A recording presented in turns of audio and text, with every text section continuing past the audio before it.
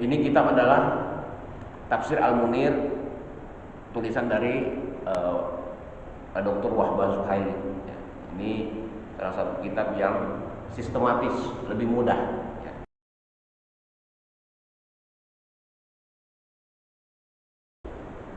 Bismillahirrahmanirrahim. Assalamualaikum warahmatullahi wabarakatuh.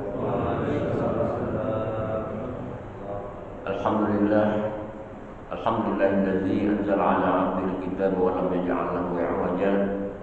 Asyhadu an la ilaha illallah wa asyhadu anna Muhammadan 'abduhu wa rasuluh. Allahumma shalli wa sallim wa barik ala sayyidina Muhammadin wa ala alihi wa sahbihi wa sallam. Wa ala alihi wa sahbihi wa sallam. Qala ta'ala fil Qur'anil 'azim, a'udzu billahi minasyaitonir rajim. Bismillahirrahmanirrahim. Qul huwallahu ahad, Allahus samad, lam yalid wa lam yulad wa lam yakul lahu kufuwan ahad. Bapak Ibu kaum muslimin dan muslimat jemaah Masjid Al-Kahfi, semoga Allah Subhanahu wa taala senantiasa merahmati kita sekalian. Pertama-tama tentu kita mengaturkan rasa syukur yang tidak terhingga kepada Allah Subhanahu wa taala atas segala nikmat kepada kita sekalian. Setiap detik, setiap menit, setiap saat di mana kita diberikan kehidupan oleh Allah Subhanahu wa taala, itu merupakan tidak lain adalah merupakan nikmat yang diberikan kepada kita sebagai makhluk yang terpilih untuk menjadi seorang manusia. Dan setiap kehidupan kita itu pula, jika kehidupan kita ini berada dalam rel Shiratal Mustaqim, yaitu dinul Islam, maka sungguh berlimpah lagi nikmat Allah Subhanahu wa taala kepada kita. Karena kita meyakini bahwa dengan hidayah dari Allah Subhanahu wa taala yang kita pelihara, kita tingkatkan, kita amalkan dalam kehidupan kita sepanjang hidup, maka itulah yang akan menjadi awal dari kebahagiaan yang abadi, kebahagiaan yang sejati insyaallah kelak setelah badan dunia, ya, setelah kehidupan dunia, baik itu di kehidupan alam barzakh sambil menanti hari pengadilan Allah Subhanahu wa taala kelak. Akan tetapi kita berlindung kepada Allah Subhanahu wa taala jangan sampai kita melalaikan kewajiban kita, mengkhianati hidayah dari Allah Subhanahu wa taala, sehingga kehidupan yang singkat ini justru digunakan untuk hal-hal maksiat kepada Allah, sehingga kehidupan yang singkat ini menjadi tidak berarti, bahkan menjadi bumerang, sehingga sekali lagi na'udzubillah kita berlindung kepada Allah Subhanahu wa taala jangan sampai kita menghadapi kehidupan ba'da dunia, baik di alam barzakh maupun nanti setelah pengadilan Allah Subhanahu wa taala, hidup tidak di dalam ridha Allah. Na'udzubillah summa na'udzubillah. Kita juga bersalawat untuk junjungan kita besar Nabi besar Muhammad sallallahu alaihi wasallam, beliaulah yang menjadi nabi terakhir, nabi pelengkap, nabi penutup dari segala risalah Allah Subhanahu wa taala di muka bumi. Seperti kita ketahui bahwa manusia ketika diminta atau diperintahkan untuk menjadi khalifah, menjadi penghuni di muka bumi ini, Allah Subhanahu wa taala telah mengutus sampai 25 rasul yang wajib kita imani dan sekian ratus ribu nabi. Tidak lain adalah supaya setiap waktu, setiap zaman itu ada pembawa kabar, pembawa risalah Islam, mulai dari Adam, Idris, Nuh, Hud dan seterusnya sampai kepada Nabi Isa alaihissalam, yang kemudian disempurnakan oleh baginda Rasulullah sallallahu alaihi wasallam. Hingga saat ini kita meyakini bahwa risalah ini sudah lengkap, tidak ada lagi risalah-risalah setelahnya. Jadi kalau ada lagi yang masih mengaku pembawa nabi, pembawa agama baru, itu tidak lain adalah merupakan kebohongan, ya. Dan Al-Quran yang akan kita kaji sebentar lagi ini merupakan kitab suci, kitab mukjizat yang disepakati dan diyakini oleh ulama-ulama kita termasuk kita semua akan dapat menjadi penerang, menjadi hidayah bagi setiap siapapun yang mempelajari dan berpegang teguh hingga akhir zaman. Jadi 30 juz dan 6.000 sekian ayat ini cukup untuk kita jadikan pedoman. Baik pun demikian dinamisnya perkembangan sosial, perkembangan teknologi, perkembangan masyarakat, ya. Tetapi satu Al-Quran ini akan tetap. Oleh karena itu membahasnya atau mempelajarinya merupakan sesuatu yang sangat luar biasa, dan kita harapkan nanti anak-anak keturunan kita juga bisa mempelajari Al-Quran sehingga menjadi penerang dalam hidupnya, menjadi sumber hidayah, menjadi sumber pedoman, sehingga insya Allah kita dan keturunan kita kelak tidak terpengaruh atau dapat menjalani kehidupannya dalam tuntunan Allah Subhanahu wa Ta'ala. Amin ya rabbal alamin. Lalu sekalian, tidak henti-hentinya ya, kajian terhadap Al-Quran ini meskipun berulang dan berulang, itu tetap memberikan inspirasi dan hidayah tambahan. Jadi guru kita Prof. Syihab itu pernah mengutip sebuah pernyataan juga dari ulama sebelumnya, bahwa Al-Quran ini dan ayat-ayatnya merupakan seperti intan berlian, ya, di mana setiap sudutnya itu memancarkan cahaya berbeda. Jadi kita memandang hari ini memandangnya seperti warna hijau yang mendominasi, ketika kita pandang lagi warna biru, warna merah, warna ungu dan seterusnya. Jadi Al-Quran ini semakin dibaca, semakin diulang, semakin dibahas, akan memberikan pelajaran-pelajaran tertentu yang mungkin berbeda dengan pelajaran-pelajaran sebelumnya. Itulah sebabnya maka kita dianjurkan untuk membaca dan mengulang bacaan Al-Quran kita, karena setiap bacaan itu menghasilkan cahaya yang berbeda. Hari ini kita akan kembali membahas surah Al-Ikhlas, merupakan surah yang turun setelah Al-Mu'awwizatain. Pada ayat pertemuan sebelumnya kita sudah juga membahas Al-Mu'awwizatain, dua surah yang dimulai dengan Qul A'udzu. Maka ini disebut dengan Al-Mu'awwizatain, dua surah yang menyatakan permintaan perlindungan. A'udzubillah, ya. A'udzu birabbin nas, a'udzu birabbil falaq. Kita berlindung kepada Tuhannya waktu subuh, Al-Falaq, dan kita juga berlindung kepada Tuhannya An-Nas, manusia. Itu Nabi SAW memberikan atau mengatakan bahwa kedua surah ini adalah dua surah yang mulia yang dijadikan oleh atau dibacakan oleh malaikat Jibril. Salah satunya manfaatnya atau faedahnya adalah untuk sebagai ruqyah, di mana dalam sejarah disebutkan bahwa Nabi SAW setelah mendapatkan serangan fisik yang luar biasa, serangan psikis, ya, jadi tekanan mental dan tekanan fisik itu dirasakan oleh Rasulullah SAW, bahkan ya disihir. Ya. Ternyata di mana-mana itu namanya dunia sihir itu ada saja ya. Dari dulu bahkan. Jadi mulai dari Harut dan Marut yang menyatakan bahwa sihir ini diturunkan ke dunia untuk menjadi ujian, bukan untuk dipakai. Jadi salah satu ujian kita manusia adalah ada yang namanya ilmu sihir, ya, ada terus bisa dipelajari tapi tidak boleh dipelajari. Gak apa-apa kalau mau belajar ya, itu di sini di Banten banyak, ya, di Baduy, ya banyak. Bahkan juga di kebarnya sekarang juga ini apa namanya, pilkada ini juga udah mulai menggunakan itu, ya. Jadi kira-kira lawannya ini supaya tidak berkutik ya dikirimi santet dan seterusnya ya. Dari dulu Bisa digunakan untuk mencelakai musuh, bisa digunakan untuk mendapatkan jodoh, ya, supaya wanita atau laki-laki tertarik, bisa digunakan untuk mendapatkan rezeki, mendapatkan nomor untuk dipasang di undian dan sebagainya, untuk menjadi penglaris, ya. Nah, itu semua adalah ujian, bisa didapatkan tapi dilarang kita. Sebagaimana juga maksiat-maksiat yang lain. Ada khamar di mana-mana, ya.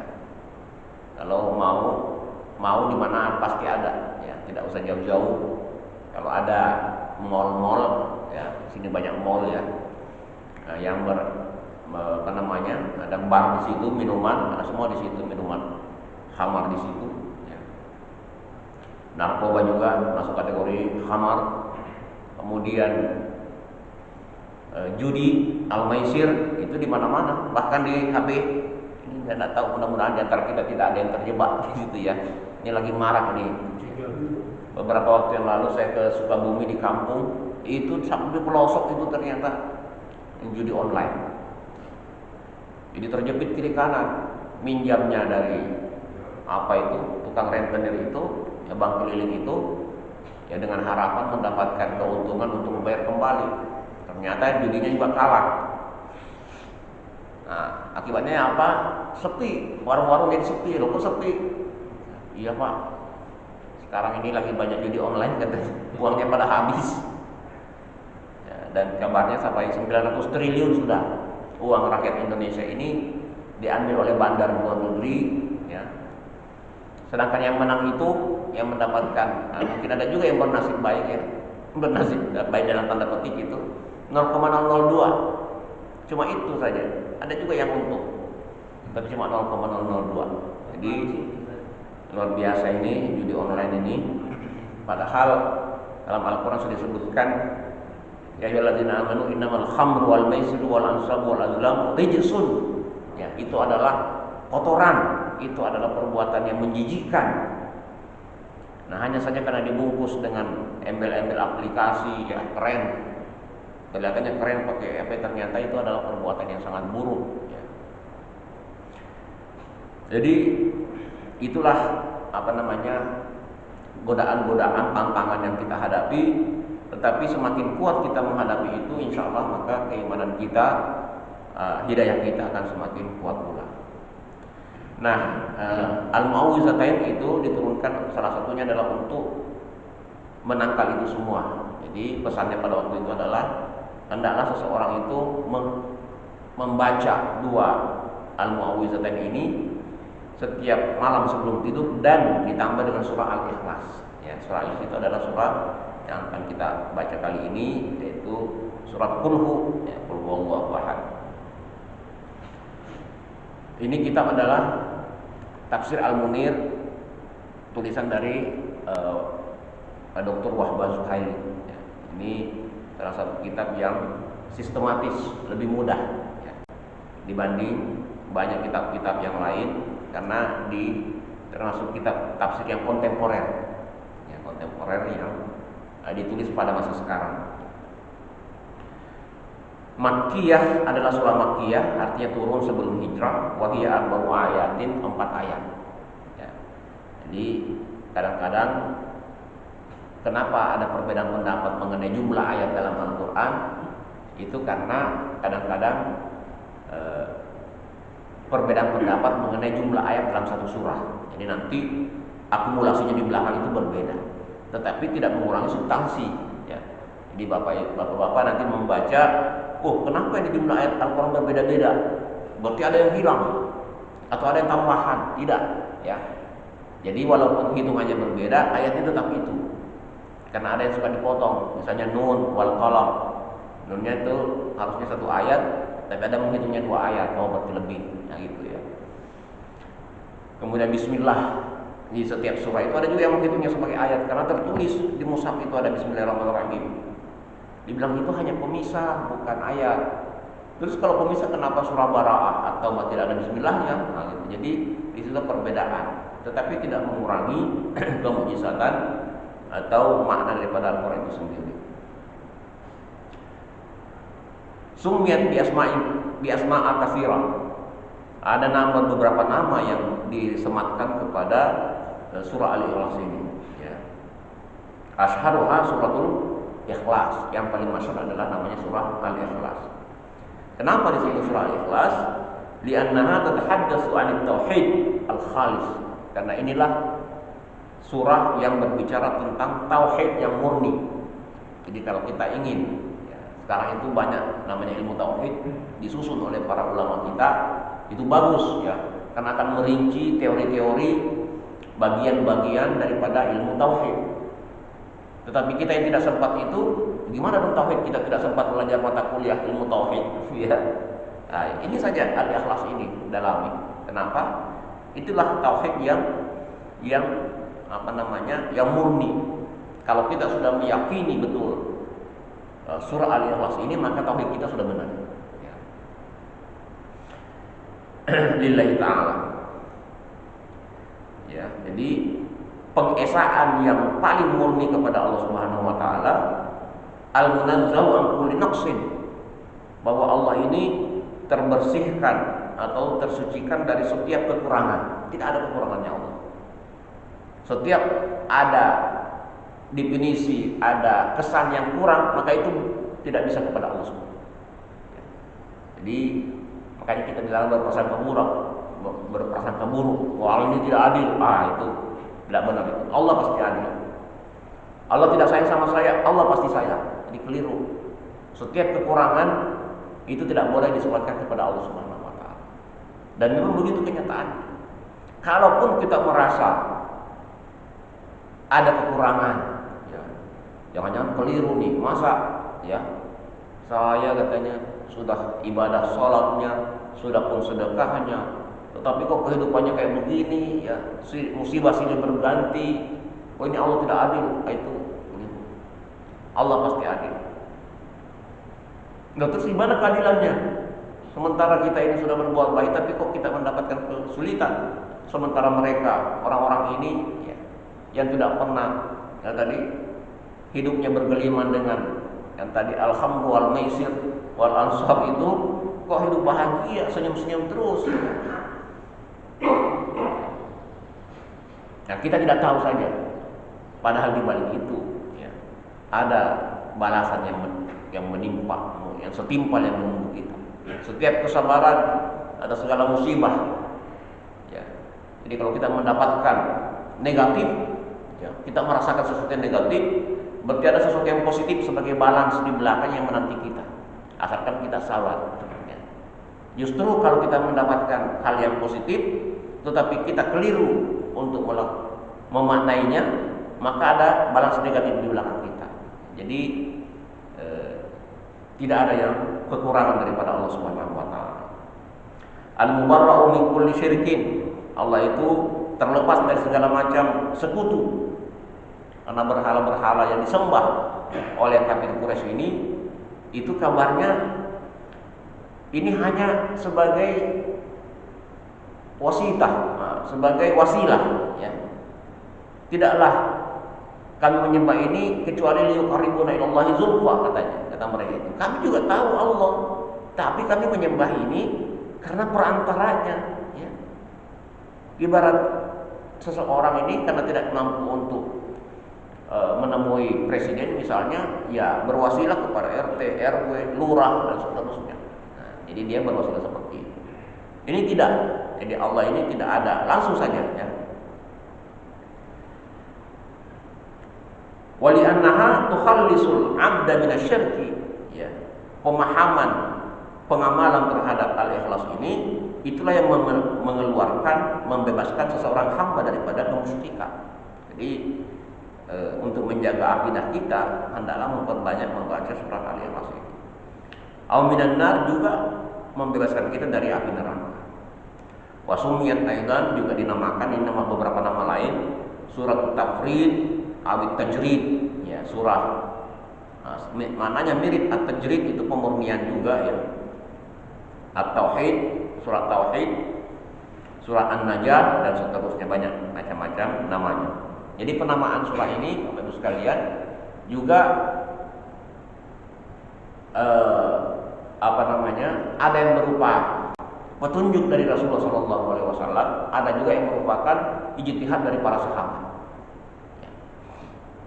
Jadi nama mulai daripada Al-Fatihah, Al-Baqarah, Ali Imran, An-Nisa, Al-Maidah itu ya sebagian diberi nama langsung oleh Nabi, sebagian juga merupakan inisiatif dari para sahabat berdasarkan daripada isi daripada surah itu. Makanya ada beberapa surah yang dalam mushaf itu kadang-kadang berbeda. Ada yang mengatakan surah At-Taubah, ada yang mengatakan surah Bara'ah, ya. Ya. Ada surah Al-Qalam, ada surah An-Nun. Ya. Ada surah apa tadi? Al-Lahab. Ada surah Al-Masad, ya itu.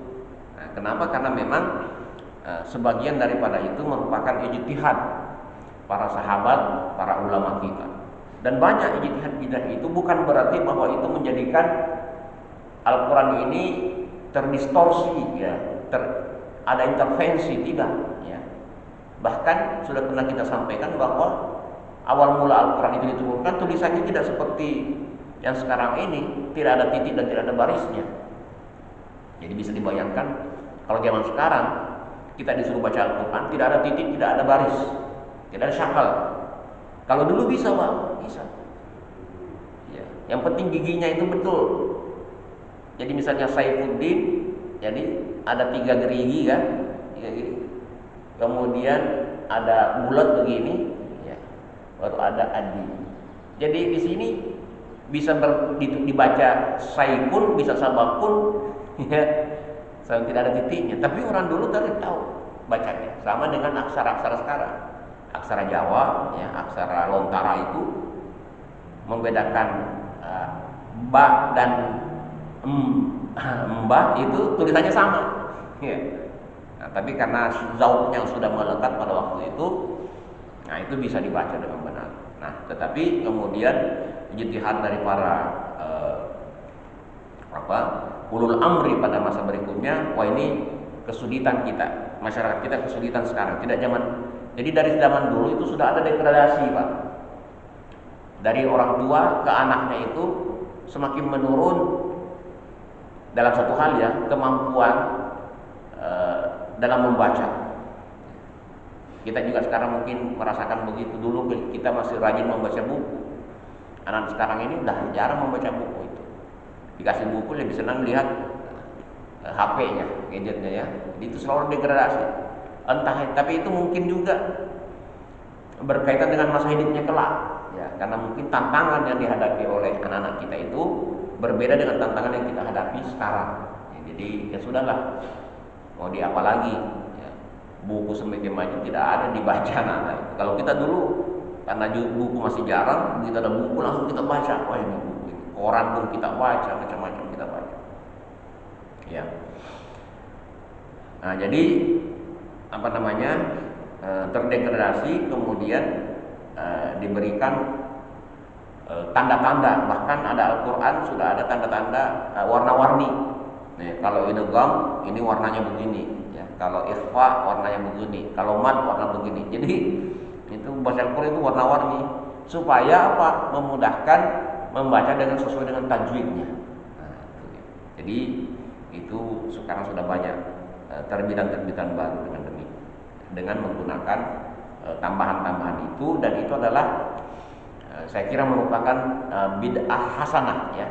Termasuk mengumpulkan Al-Quran itu juga Umar bin Khattab mengatakan inilah bid'ah, karena Nabi tidak pernah menyuruh, inilah bid'ah yang terbaik yang bisa kita lakukan. Jadi bid'ah itu boleh asalkan bid'ah yang baik. Kalau bid'ah yang buruk ya tidak boleh. Kemudian susunan Al-Ikhlas, ya, penempatan Al-Ikhlas setelah surah Al-Masad dan sebelum surah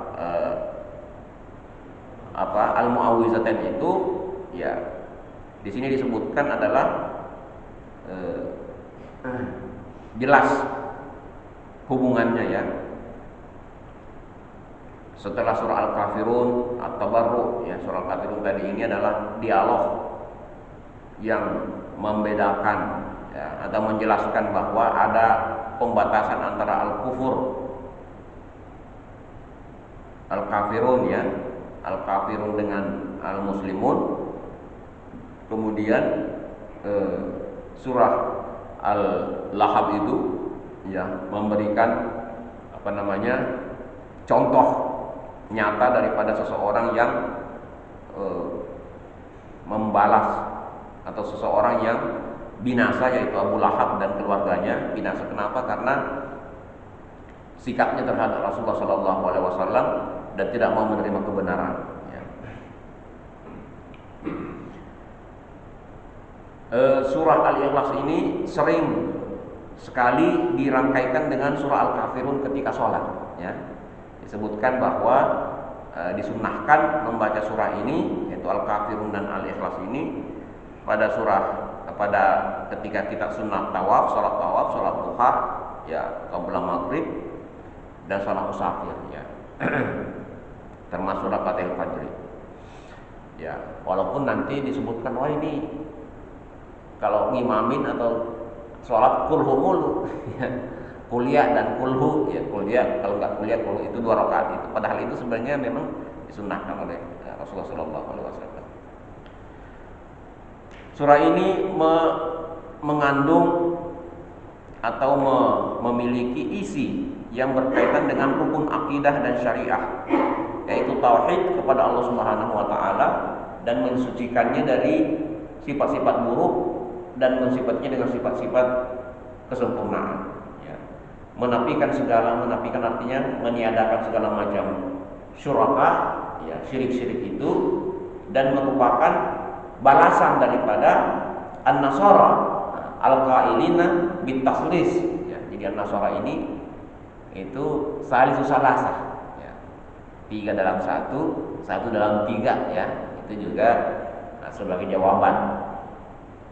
Wa 'alal musyrikin alladziina 'abadu ma'allahi alihatan ukhra, dan juga kepada kaum musyrikin yang tadi menyembah berhala-berhala meskipun mengatakan bahwa itu adalah sebagai wasilah kepada Allah, dan juga kepada Yahud. Faqalul Yahud Uzair ibnullah, Uzair adalah anaknya Allah. Jadi di sini dalam surah Al-Ikhlas ini tidak lam yalid wa lam yulad. Nah, kemuliaan daripada surah Al-Ikhlas ini banyak sekali hadis Nabi SAW yang menceritakan, ya, betapa surah ini sangat mulia dan mengandung banyak sekali ajaran-ajaran, walaupun surahnya pendek. Disebutkan dalam hadis Bukhari dari Abu Dawud, anna rajulan sami'a rajulan, bahwa seseorang mendengar seseorang lagi, ya. Jirajulun itu orang dewasa, ya, tetapi tidak disebutkan namanya, ya. Seseorang, maksudnya dewasa, mendengar orang lain selalu membaca qul huwallahu ahad ila akhir surah. Yuraddiduha, selalu saja itu dibaca. Jadi mungkin sering imamin, tetapi imamnya surahnya itu kuliah dan kulhu, tapi bukan di majelis Nabi. Kalau majelis Nabi itu selalu Nabi yang jadi imam, selalu Nabi yang jadi imam. Tapi kan tidak semua kampung kota Mekah itu sholat bersama Rasulullah. Ada juga jemaah-jemaah, mungkin ada musola-musolanya begitu, mereka ngimam-ngimam gitu, ya. Ada mungkin jemaahnya 10 orang, jemaahnya 5 orang, ya. Kemudian imamnya selalu membaca itu. Lalu dia melapor kepada Nabi, ya Rasul, ini imam saya ini kok selalu baca kulhu. Dalam kondisi waka'an rajulu, ya, yataqallaha, menganggap remeh surah Al-Ikhlas ini. Jadi menganggap remeh. Terus apa kata Nabi? Ya, wallazi nafsi biyadihi, demi Allah yang hidupku di dalam kekuasaannya, innaha lata'dilu sulusal Quran, bahwasanya surah Al-Ikhlas ini menyamai, ya,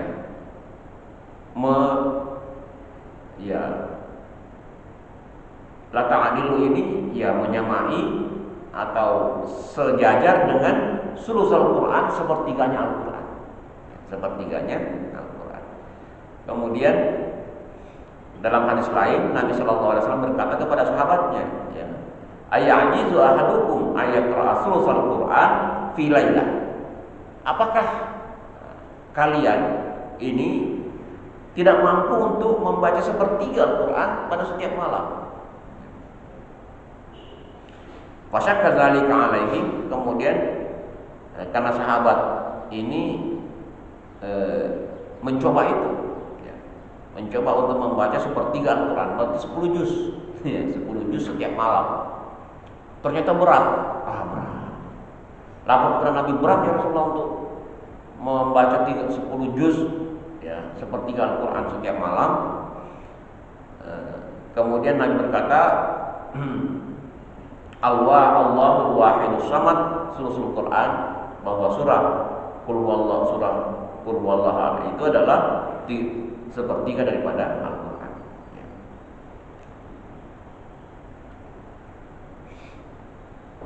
Jadi ya, kalau kita membaca Al-Mu'awwizatain, kemudian kita membaca Qul huwallahu ahad, itu kita sudah membaca sepertiga Al-Quran.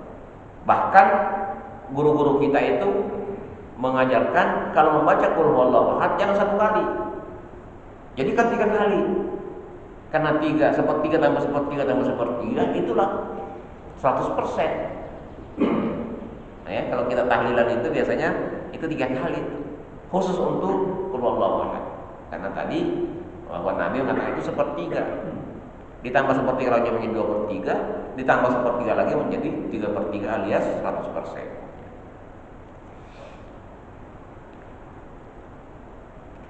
Nah, tetapi dijelaskan bahwa jangan juga, wah sudahlah nanti kalau bulan Ramadan atau setiap waktu saya tidak usah baca lagi ayat-ayat lain, ya saya hanya cukup membaca Qul saja, karena itu sudah sepertiga tambah sepertiga menjadi 3/3, itu sudah khatam saya.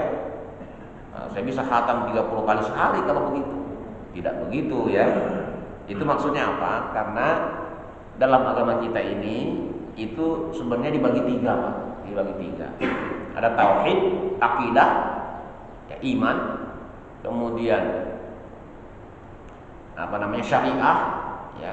Syariah ini ibadah dan seterusnya, kemudian akhlak, tasawuf, ihsan. Jadi itu selalu 3 itu, ya.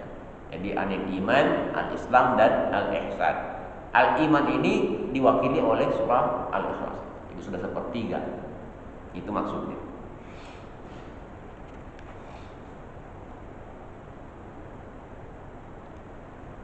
Nah, sebab nuzulnya, ya saya bacakan di sini sebab nuzulnya.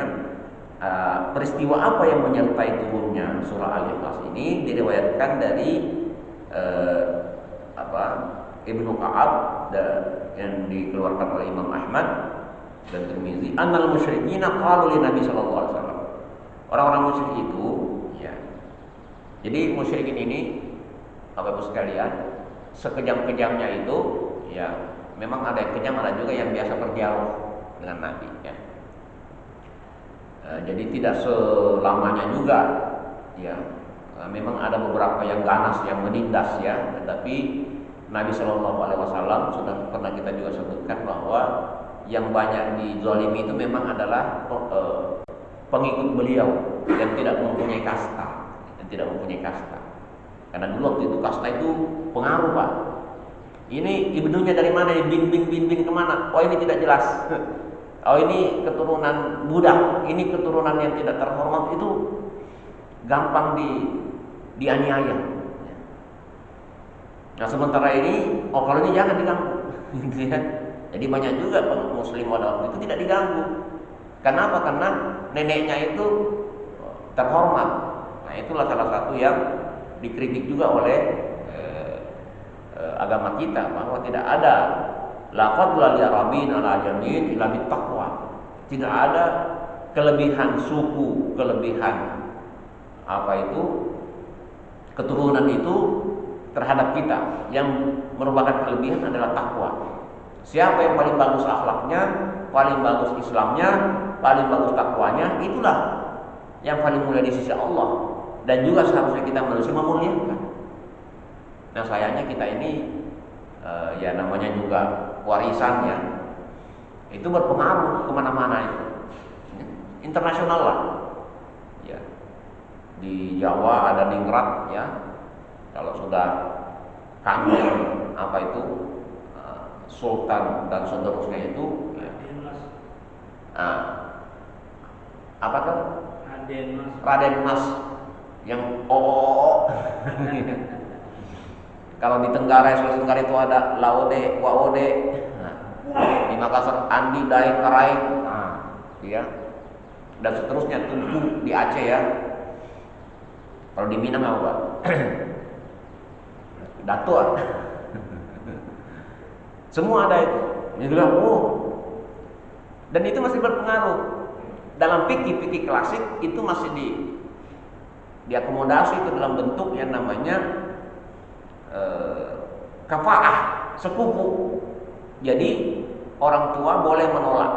Di dalam fikih ini ya, boleh menolak laki-laki yang datang melamar putrinya kalau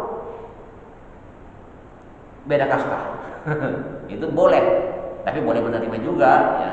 Jadi boleh menolak. Karena apa? Ya itu tadi masih warisan. Nah, tetapi mayoritas ulama kita mengatakan kafaah ini bukan dari asal usul keturunannya. Yang menjadi kafaah, yang boleh wali menolak seorang yang melamar putrinya itu adalah kafaah di bidang agama. Ya. Akhirnya kan anak saya dari pesantren 7 tahun di pesantren, kuliah di UIN atau di Mesir. Masa yang melamar ini ya tadi yang judol, yang maisir, yang khamar, ya enggak mau lah. Nah itu boleh ditolak. Tapi kalau masalah keturunan, saya ini kan keturunan kesekian dari Sultan Jawa, ya masa terima ini yang tidak jelas asal usulnya, itu tidak boleh. Ya menurut ulama kita ya, walaupun di situ ada beda pendapat. Apa kata kaum musyrikin ini kepada Nabi? Ya Muhammad, unsub lana rabbak. Coba kamu ceritakan kepada kami itu asal usul Tuhanmu itu. Suruh asal usulnya. Maksudnya ya nasabnya. Siapa bapaknya, siapa anaknya, begitu ya. Kemudian fa anzalallahu ta'ala qul huwallahu ahad. Nah, di situ ada lam yalid wa lam yulad. Tidak beranak, tidak ada bapak.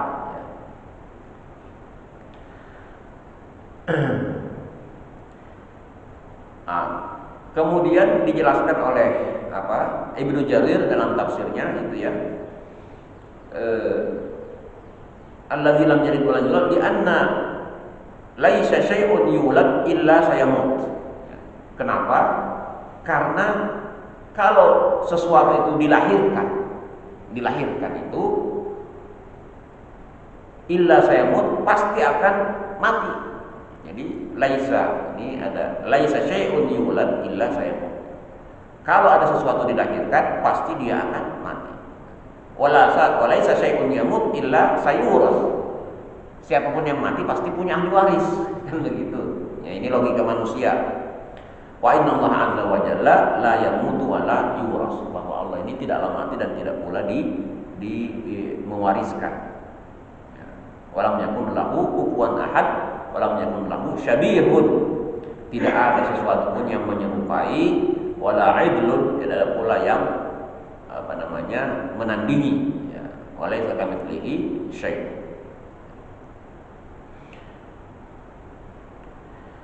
Kemudian masih sabab nuzul lagi, ja'ana suminal yahudi lan Nabi sallallahu alaihi wasallam. Sekelompok manusia, sekelompok orang dari Yahudi dan kepada Nabi. Mereka berkata, "Sif lana rabbak." Ceritakan kepada kami tentang Tuhan. Jadi Yahudi ini penasaran juga sebenarnya. Ya, penasaran kepada agama baru ini. Kenapa dia penasaran? Karena mereka sudah tahu bahwa Isa itu bukan nabi terakhir. Isa ini bukan nabi terakhir.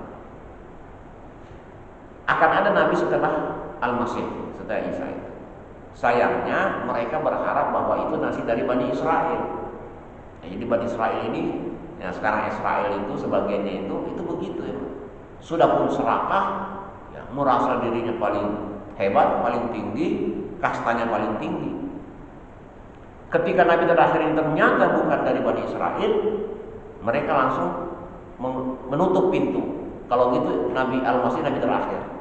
Tidak ada nabi setelahnya. Ayat Taurat dan ayat Injil yang menuliskan tentang ya ismuhu Ahmad, akan datang nabi yang namanya Ahmad itu, kemudian mereka hapus. Mereka hapuskan. Dalam proyek penghapusan itu, itulah kemudian dimodifikasi lagi ya. Sehingga menjadi tiga ya. Ada Tuhan Allah ya, Tuhan Bapa, Anak dan Roh ya.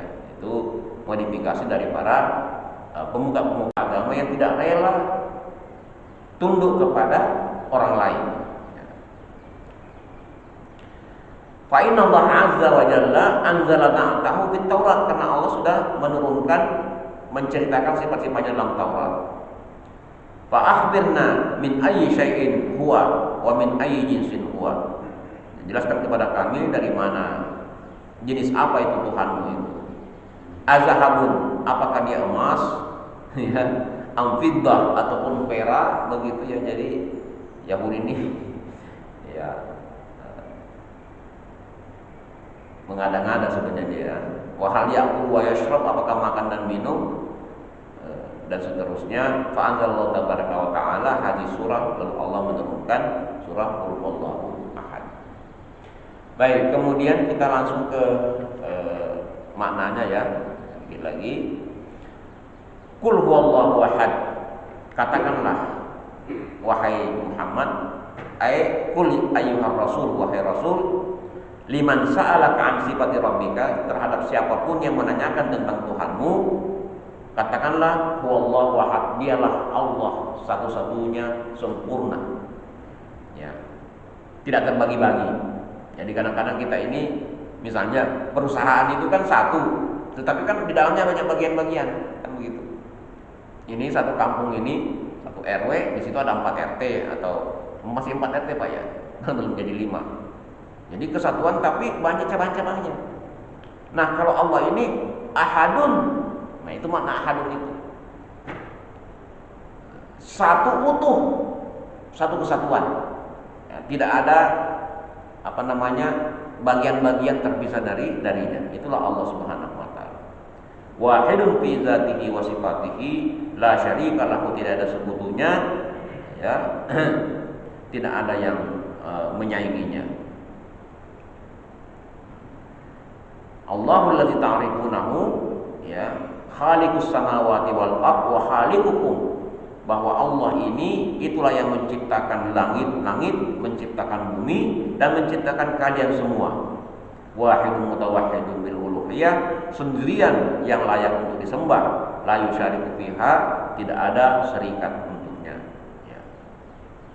Itu makna Allahu wahid. Jadi sekaligus mengkat semua berhala-berhala, mengkat semua pembagian-pembagian ya, misalnya kekuasaannya dibagi kepada anaknya dan seterusnya ya. Allahus Samad, Allah tempat bergantung. Allazi yusmadu ilaihi bil hajat, kepada Allah lah kita menyandarkan setiap kita memiliki kebutuhan ya. Jadi kebutuhan maksud di sini adalah kebutuhan secara universal ya. Jadi kalau butuh, jangan dibilang saya kan kalau butuh sabun ya ke warung Pak Torus atau ke warung ya. Bukan kebutuhannya itu yang dimaksud ya. Ini kalau mau amalan begini itu jangan dicampur baurkan ya.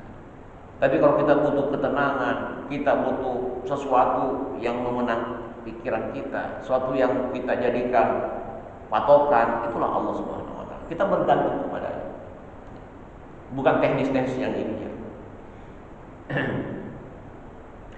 Li'annahu qadiru ala tahqiqiha, hanya Allah yang mampu untuk melakukannya. Jadi apa yang terjadi pada diri kita sekalian ini, itu semua adalah keputusan Allah Subhanahu wa taala. Jangan diprotes bahwa kita ini posisinya seperti ini. Ada yang profesinya ya, ada yang menjadi pebisnis yang sukses, ada yang menjadi pejabat yang sukses, ada yang menjadi apapun. Itu semua adalah qada dan qadar dari Allah Subhanahu wa taala. Ya. Walaupun di situ sebelumnya itu ada merupakan ikhtiar. Ya, di ikhtiar kita itu dulu ada yang senang belajar teknik akhirnya jadi pilot gitu kan. Ada yang senang belajar ini akhirnya jadi guru ya dan seterusnya. Tetapi keputusan akhirnya ini adalah Allah Subhanahu wa taala. Karena itu hal-hal yang tidak mampu, kita kan tidak mampu Pak memastikan bahwa nanti saya mau jadi begini. Ya, usaha boleh, tapi mengklaim mampu itu enggak. Termasuk hal-hal di luar. Kita pengen anak kita ini, ya Allah, kalaupun saya ini tidaklah sukses seperti yang dicita-citakan oleh ayah kita dulu. Jadi kita punya orang tua itu kan pengen anaknya begini. Tidak mampu memenuhi cita-cita ayah kita, orang tua kita. Nah, anak kita ini supaya mampu lebih baik lagi. Kan begitu harapan kita terhadap anak-anak kita. Tetapi kan jangankan masa depan anak-anak kita, sekarang juga ini sudah kelihatan juga ya. Maunya kita punya anak itu ya jadi pemberani lah, masa ini baru persoalan kecil sudah nangis misalnya gitu ya. Nah, tetapi itu kan di luar kemampuan kita. Nah, disitulah kita andal kita siapa? Allah Subhanahu wa taala. Berdoa. Kalaupun belum dikabulkan saat itu juga ya tidak bisa juga anak yang tadinya tidak berani tiba-tiba langsung pemberani simsalabim tidak. Tapi insya Allah dengan doa yang mengalir terus dari kita untuk anak kita, maka pada Allah Subhanahu wa taala berkenan untuk mengabulkan permohonan kita. Ya. Huwallahu allazi yaqsudu ilaihi kullu makhluqin. Setiap makhluk itu bertujuannya, arahnya itu kepada Allah Subhanahu wa taala. Ya. Allah tidak membutuhkan siapapun. Allah Maha Kaya. Ya. Dan inilah ya yang membatalkan bahwa akidah para musyrik Arab itu adanya al-wasaid ya, adanya penghubung kepada Allah Subhanahu wa taala itu keliru. Kemudian ya, ini banyak sekali maknanya ya, bahwa Allah Subhanahu wa taala adalah pelindung ya, yang maha sempurna, yang mulia, sempurna dalam kemuliaannya ya, yang pengasih, ya, penyantun dan seterusnya. Itu semua sifat-sifat kesempurnaan adalah milik Allah Subhanahu wa taala. Manusia sejago-jagonya manusia sampai kemana ya. Sekarang banyak yang hebat Pak. Nah, ini sebentar lagi pilkada ini. Hebat ya, terpilih menjadi anggota dewan, terpilih menjadi bupati ya, terpilih menjadi camat, bahkan terpilih menjadi presiden. Tapi kan itu ada masa berlakunya, ya kan, ada masa berlakunya. Ya sekarang yang dulu powerful, ya 10 tahun berkuasa, nah sekarang jadi manusia biasa lagi. Ya mungkin sekarang masih di ini kan, dieluk-elukkan karena masih baru, lama-lama itu kan biasa aja. Ya kan? Ya, itu. Tapi Allah Subhanahu wa taala tidak akan seperti itu, akan tetap dalam kesempurnaan dan dalam kekuasaan.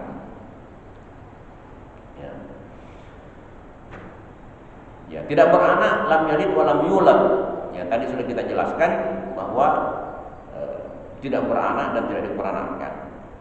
Bahkan di antara penantang Nabi, baik al-musyrikin maupun al-Yahud itu mengatakan bahwa al-malaika itu adalah anak-anaknya Allah. Bahkan parahnya lagi, banatullah. Jadi bukan abna. Abna itulah anak laki-laki, banat itu anak perempuan. Saking mereka mencemoohkan Allah, Tuhannya kita, Tuhannya Nabi Shallallahu Alaihi Wasallam. Jadi waktu itu namanya banat itu penghinaan Pak. Ya. Makanya sebagian masyarakat Arab itu kalau anak lahir perempuan langsung dikubur. Kenapa? Karena malu. Nah sekarang mereka bilang Allah punya anak perempuan. Nah itu betapa menghinanya ya.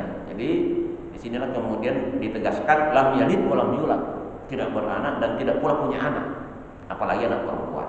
Ya. Walam yakun lahu kufuwan ahad, dan tidak ada satupun ya yang yumasiluhu, yang menyamai Allah yusyarikuhu ataupun bersekutu dengannya, ya. Kemudian wa hadza natun li wujudi sahibah, ya. Jadi ada juga yang mengatakan bahwa Allah Tuhan punya istri, Maryam itu, ya. Supaya punya anak kan begitu. Ya, jadi itu adalah semua dinafikan secara tegas, ya. Jadi surah ini merupakan ketegasan dari Allah Subhanahu wa taala tentang dirinya. Bapak Ibu sekalian, yang terakhir di sini disebutkan ja'a fi sahihil Bukhari, dalam hadis Bukhari disebutkan ini hadis kursi, ya. Disebutkan bahwa kalau Allah Azza wa Jalla, ya, kadzdzabani ibnu Adam. Anak-anak Adam ini telah mendustakan saya, kata Allah, ya. Walam yakun lahu zalika, padahal dia tidak berhak melakukan itu. Wa syatamani, dan Bani Adam ini juga mencaci maki saya, menghinakan saya. Walam yakun lahu zalika, dan padahal mereka tidak berhak melakukan itu kepada saya. Ini kata Allah. Fa amma takdzibuhu iyaya, adapun pendustaan anak Adam kepada saya itu adalah faqauluhu, ya, kata mereka itu, ya, lan yu'idani kama bada'ani. Itu kata orang-orang ini, ya, bahwa Allah ini tidak akan mampu untuk atau tidak akan membangkitkan saya setelah kematian, ya. Jadi kalau ada orang tidak percaya pada hari kebangkitan, maka itu adalah termasuk mendustakan Allah. Kenapa? Kata Allah, walaisa awwalul khalqi, menciptakan pertama kali itu bi ahwani, tidaklah lebih mudah daripada mengembalikannya setelah kematian. Jadi kita akan mengira-ngira ini, wah, bagaimana caranya Allah membangkitkan orang mati? Apa namanya, daging-daging yang sudah hancur itu, rohnya yang sudah kemana-mana itu, dan sekian banyak. Ini mungkin jumlah kita ini, jumlah orang meninggal sudah lebih banyak daripada jumlah penduduk dunia sekarang. Berarti sekian berapa miliar kan yang sudah meninggal itu. Nanti kalau dihidupkan semua, berapa miliar orang ini, ya. Kalau perkiraan kiamat sesuai dengan usia matahari yang masih sekian ratus juta tahun, wah, itu semakin banyak lagi. Bagaimana Tuhan membangkitkan itu semua? Nah, kata Allah apa? Ya, menciptakan dari awal itu, dari Nabi Adam kemudian lahir beranak pinak seperti ini, itu bukan peristiwa otomatis itu, ya. Bukan gampang merumuskan DNA-nya, persatuan antara laki-laki dan suami istri ini kemudian melahirkan anak. Itu bukan sesuatu yang alamiah terjadi begitu saja tanpa rekayasa. Itu karya besar Allah Subhanahu wa taala. Tetapi kata Allah, merekayasa kelahiran seperti ini sekarang ini, itu, ya, tidaklah lebih mudah daripada mengembalikannya semula. Artinya lebih mudah membangkitkan kembali yang sudah mati ini daripada menciptakan pertama kali. Ya. Jadi ibaratnya kalau apa namanya, rumah yang rusak, ya kan dua. Ada yang mengatakan lebih gampang bikin baru daripada memperbaiki yang lama, Pak, ya. Nah, ini mengembalikan kerusakan itu, ya, kira-kira kurang lebih sama mudahnya bagi Allah Subhanahu wa taala. Bukan sama sulitnya, sama mudahnya bagi Allah. Wa ammasat muhu iyaya, adapun caci makian manusia kepada saya, kata Allah, itu adalah ittakhadallahu waladan, menjadikan untuk Allah itu punya anak. Itu juga caci maki. Ini kedengaran mic-nya. Tapi tidak ada. Ya, tidak apa-apa. Jadi tidak ada anaknya. Ya, tidak ada anaknya. Wa anal ahadus samadu, sedangkan saya ini adalah satu-satunya dan merupakan tempat bergantung siapapun. Lam alid walam ulad, saya tidak beranak dan tidak pula diperanakkan. Walam yakun li kufuwan ahad, dan tidak pula lah ada sesuatu kekuatan yang menyerupai atau menyamai kekuasaan saya. Hadirin sekalian, itulah makna lanjutan daripada surah Al-Ikhlas ini yang mudah-mudahan memberikan apa namanya, kekuatan lagi kepada kita, ya, membersihkan lagi. Jangan lagi kita percaya kekuatan-kekuatan aneh, ya, kekuatan-kekuatan jimat, kekuatan-kekuatan apalah, ya, selain daripada Allah Subhanahu Wa Taala. Kalau kekuatan doa, oke, ya, kita merasa pede, merasa yakin karena kita sudah berdoa.